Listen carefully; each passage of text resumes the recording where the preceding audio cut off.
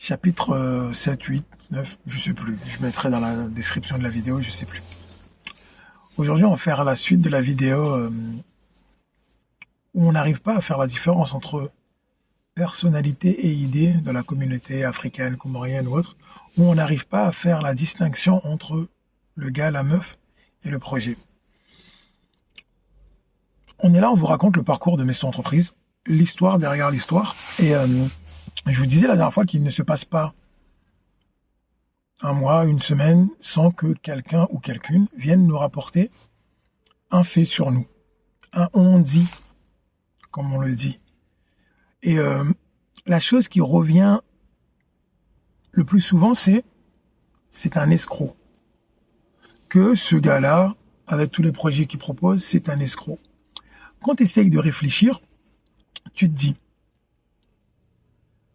pourquoi les gens pensent que tu es un escroc? Parce que, peut-être, tu essayes de faire des choses que les autres ne font pas. Peut-être, tu proposes des choses que les autres ne proposent pas. On va raconter une petite anecdote, celle qui a fait pas mal de bruit aux Comores, et que les gens pensent qu'on l'a fait exprès juste pour faire le buzz, mais en vrai de vrai, on y croit vraiment à cette chose-là. On avait lancé une formation aux Comores dont l'intitulé était générer 10 000 euros à partir de 0 euros. Et la formation, elle coûtait 200 euros. Et c'est vrai qu'on nous a beaucoup attaqué sur ça parce que j'ai mis des 4x3 aux Comores, donc des grandes affiches, chose que les gens ne font pas. J'ai pas vu de coach aux Comores faire ça. Et du coup, les gens ont dit, ah, vas-y, le gars, c'est un escroc. Genre, il va générer 10 000 euros. Il va nous apprendre à générer 10 000 euros aux Comores à partir de 0, alors que sa formation coûte 200 euros. C'est un coup de buzz, c'est un coup de je sais pas quoi. Parmi toutes ces personnes qui nous ont traités d'escrocs, d'arnaqueurs, de profiteurs, de je sais pas trop quoi, j'en connais aucune. Moi, j'en connais aucune qui est venue nous demander. Il y a des journalistes qui ont fait des écrits sur nous, où ils disaient, voilà, les nouvelles arnaques qui arrivent aux Comores, voilà, les soi-disant coachs qui arrivent. Mais aucun de ces journalistes n'est venu nous voir, nous interviewer, nous demander. Aucun de ces journalistes n'est même venu le jour de la formation. Aucun de ceux qui ont critiqué. Parce qu'il y a un journal aux Comores, ou un média au RTC, qui était venu à la formation, mais, je vais dire malheureusement, entre guillemets, ils n'ont pas jugé utile de diffuser la formation qui a eu lieu. Donc cette formation pour laquelle on nous traitait de voleurs, d'escroqueurs, de arnaqueurs, de tout ce que tu veux, ils sont venus, ils ont filmé, on a fait ça au rétage, mais ils n'ont pas jugé utile de diffuser ce reportage-là dans leurs médias. Peut-être que s'ils avaient diffusé ce reportage, peut-être que les gens auraient eu une autre vision de notre travail. Mais là n'est pas la question en vrai de vrai. La question c'est comment arrive-t-on au fait de traiter de voleur, d'escroc, d'arnaqueur, quelqu'un que tu ne connais pas? Autre question, comment arrive-t-on au fait de traiter de voleur, arnaqueur, peu importe, sans preuve tangible? Aujourd'hui, si je pose la question, parce qu'on raconte l'histoire derrière l'histoire de Maison Entreprise, comment ça se fait que ce gars sorti de nulle part, entre guillemets, se retrouve à être conférencier le 17 juin, et je vous invite nombreux et nombreuses à venir à cet événement, à ce big event, le salon Comori Business, le plus grand salon jamais organisé par la diaspora comorienne, qui s'adresse à la diaspora africaine. Un truc de malade, quoi. Bref, l'histoire derrière l'histoire. Donc, comment se fait-il que toute personne qui nous traite de voleurs, d'arnaqueurs, de profiteurs, n'est jamais venu nous dire qui est-ce qu'on a volé? Rien que ça. Qui est-ce qu'on a volé? Ou bien, combien d'argent on a volé? Ou bien, qui est-ce qu'on a arnaqué? Les gens te diront, par l'intermédiaire de d'autres personnes, parce que souvent, nous manquons de courage quand il s'agit d'attaquer frontalement, mais quand il s'agit de passer par l'intermédiaire d'un tel, pour dire cette personne-là, cette entreprise-là, ce gars-là, cette meuf-là, c'est une voleuse ou c'est un voleur, on n'arrive jamais sans preuve en fait. Aujourd'hui, je pose la question à vous qui m'écoutez. avec un petit sourire. On va encore dire que je suis arrogant. On a volé qui? On a arnaqué qui? On a escroqué qui? Parce que ces personnes-là viennent, en fait. Maintenant, on est assez connus, voire reconnus. Et la sphère dans laquelle on évolue, c'est-à-dire la sphère comorienne, elle est petite, en fait. Tu pètes à droite, à gauche, là-bas, ils ont entendu l'odeur avant même que ça arrive. Aujourd'hui, s'il y avait une personne capable de nous dire qu'on l'a volé, mais ça se saurait. Et peut-être qu'on a volé des gens, mais je demande juste, on a volé qui? C'est une question.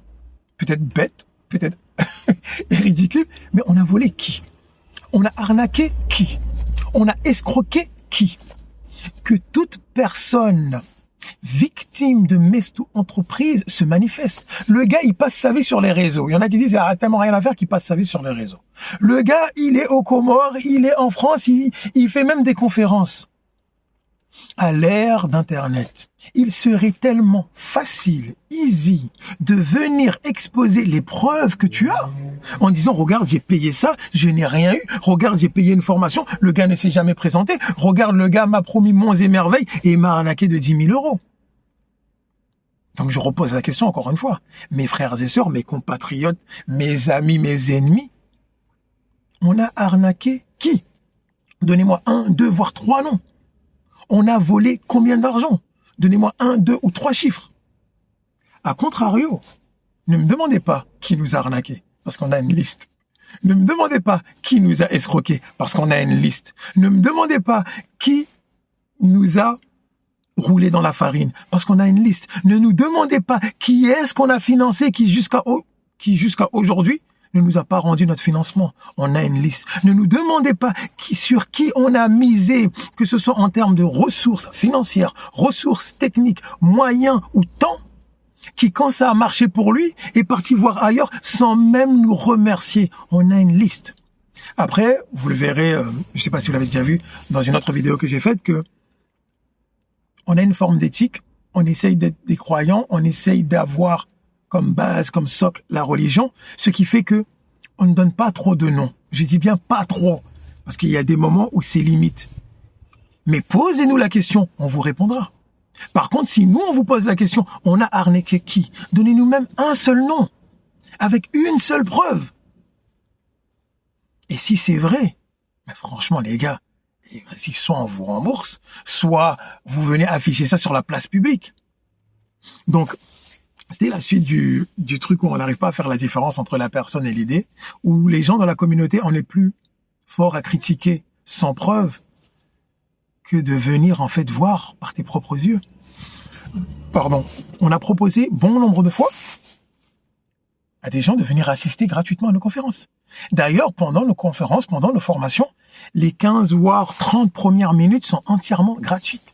Même si tu payes pendant 15 à 20, 30 minutes, si tu n'es pas satisfait de ce que tu entends, on te rembourse intégralement et tu repars. Dites-moi quel conférencier, quel formateur, quel organisme propose cela aux Comores.